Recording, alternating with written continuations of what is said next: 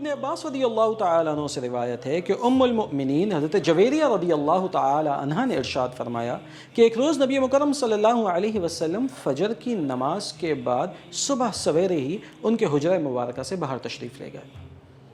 اور دن کے نکلنے کے بعد یعنی کہ سورج کے طلوع ہونے کے بعد آپ واپس تشریف لائے۔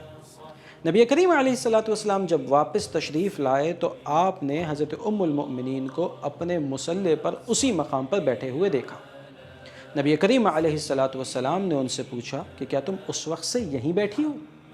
آپ نے فرمایا جی یا رسول اللہ صلی اللہ علیہ وسلم۔ اس وقت نبی مکرم صلی اللہ علیہ وسلم نے ارشاد فرمایا کہ میں نے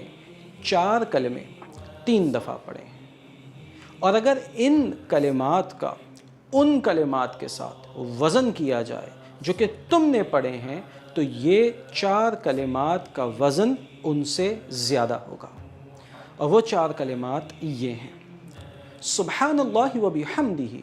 عدد خلقہ ورضا نفسہ وزنۃ عرشہ ومداد کلماتہ۔ ان کا ترجمہ یہ ہے کہ پاک ہے اللہ اس کی حمد کے ساتھ، عدد خلقہ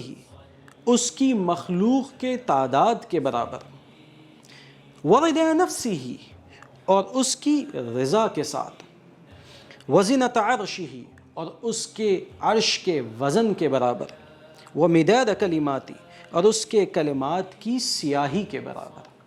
یہیں سے ہمیں دین کا مزاج بھی پتہ چل گیا کہ نبی کریم علیہ السلام اور دین یہ نہیں چاہتا کہ لمبے لمبے وظیفے پڑھے جائیں، بلکہ چند چیزیں پڑھی جائیں لیکن استقامت کے ساتھ پڑھی جائیں، ان اوراد اور وظائف کو اپنا معمول بنایا جائے جو نبی کریم علیہ السلام کی زندگی کا معمول تھا، تو یقیناً ہمارے لیے ان پر عمل کرنا بھی آسان ہوگا اور اس میں اجر عظیم بھی ہوگا۔